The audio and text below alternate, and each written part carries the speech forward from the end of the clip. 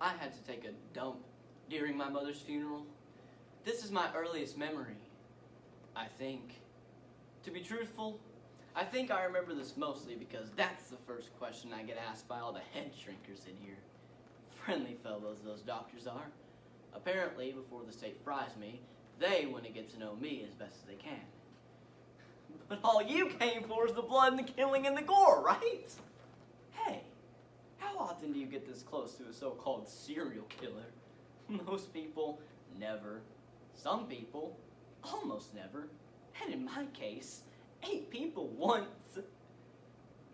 Well, actually it's a few more, but that's all they caught me on. I'm leaving the rest of them out there, kind of like an Easter egg hunt. Welcome to my freak show, my court-approved freak show. I could go into a long, involved story about the trials and tribulations of my trials and tribulations, but let's just cut to the chase. In the final ruling in the case of Archie Nunn versus the state of Florida, Justice Souter wrote that I was entitled to perform my life story as an expression of my free speech rights, and was a valid request the state had to honor. The only stipulations was that I could not use the real names of any of the victims because even though they were dead, I'd be violating their right to privacy?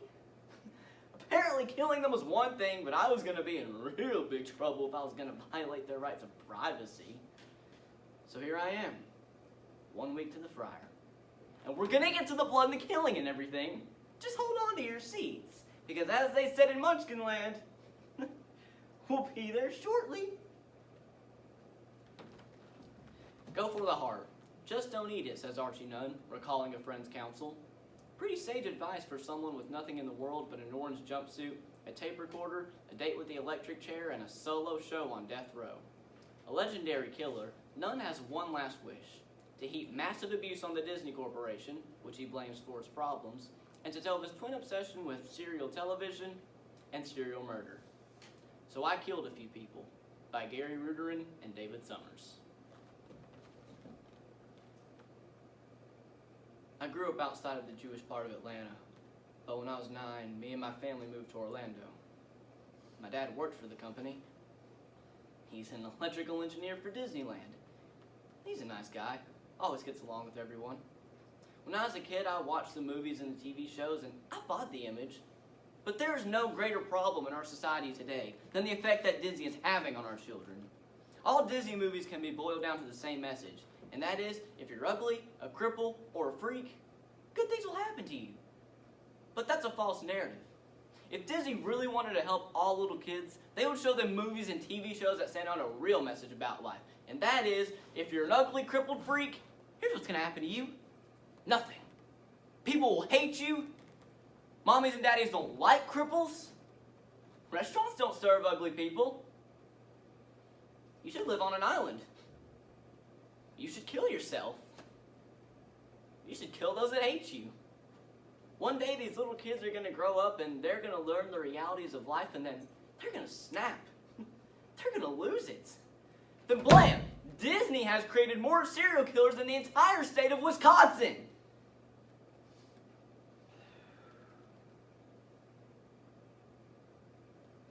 I guess if I have any regrets, it's that I've hurt my dad. Like I said, he's a good guy and a good dad, and he ended up with a serial killer for a son. Not a ringing endorsement of fatherhood, but I don't blame him, and no one should. He is in denial about my death, though. He's never asked me about the killings, or why, or anything. He came to say goodbye to me. We were sitting there. It's a little awkward, so I break the ice. I said, "Hey, Dad, they told me the chair's the new 10,000 model from Westinghouse." This perked him up a little. He started chatting about the advanced technologies that went into making that chair and how it was a quality piece of equipment. I told him how they wet down my head to get better connections, and he thought that was a good way to ensure the flow of electricity to my brain. By the end of the discussion, he had fully explained the technical aspects of how I was going to die by electrocution. To him, this may have been the birds and the bees talk we never had. He got up to leave, and we just stared at each other. His last words to me were, "I know, Archie. I've always known. And then he turned around and left, and I just stared at him. I made a slight wave. It was after I couldn't see him, and I just...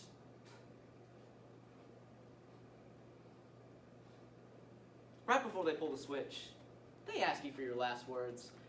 I think I'll tell them about the only time I've ever killed out of genuine anger. The only time I lost something I truly cared about. It was my first time. My first killing. I told you about my dad and how he was a good man, but when I was growing up, he didn't have much time for me. As for my mother, being happy to her meant vodka martinis for breakfast, lunch, and dinner with bourbon snacks throughout the day. Well, let's just say I was raised by the TV. TV was my mother, father, priest, friend. You have to admit how valuable television is. It's got drama, comedy, news, history, and when I did want to be alone, all I had to do was turn it off and all my little friends would disappear and be there waiting when I was ready to get together again. And the best part, they're never going to be too tired to play, or too busy, or too drunk. I thought things were going okay in life in general, but then there was this one chick, I don't know if she was jealous or what, but she was always trying to go between me and my friends. She'd mock us because we were all so close. She'd whine about how I was losing touch with reality. I told her the TV was just as real as anything else, and that a lot of my friends were there. She had no friends. She grew more jealous of me and my friends. And then one day, we just had a real blowout of a fight. She was drinking, so I went to my room and turned on the TV. When all of a sudden in the doorway behind me, I hear this heavy breathing. I turn and she's standing there, panting, sweating, and holding a claw hammer in her hand. She had lost it. But she was puny and I knew I could take her. But I quickly realized that I was not the object of interest.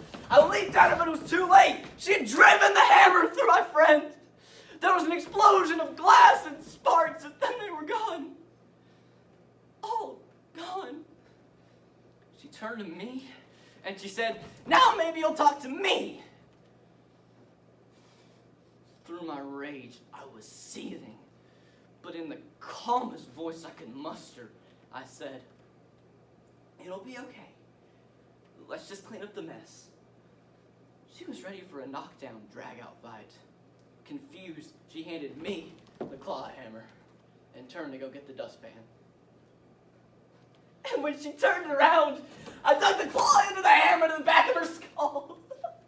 And I dragged her back into the room. She was screaming. So I took the blood into the hammer and I smashed it into her throat. She really started crying then. But I know it's just to manipulate me, you know? Mess with my emotions. Turn my friends against me. Actually, she owed my friends an apology. I picked her up and I threw her head first into the TV. And I said, "You tell them you're sorry. You tell Johnny Carson and Johnny Quest you're sorry. Tell them what they want, Johnny." I can't believe I ate the whole thing. "Lucy, you've got some splaining to do." "Hogan, this tape will self-destruct in 5 seconds. MICKEY. Why? Why?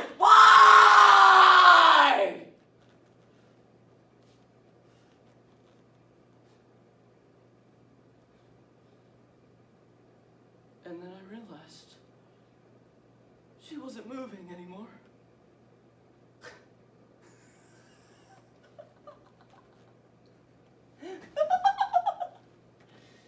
I let the body drop, but the head stayed in. I crouched down and stared at her face. It wasn't as good as regular TV, but I was fascinated by it. It was like making my own kind of television. I liked this show. I wanted to see more of this show. I stared at her face for a long time, a long while. I don't remember much after that, except I had to take a dump at her funeral.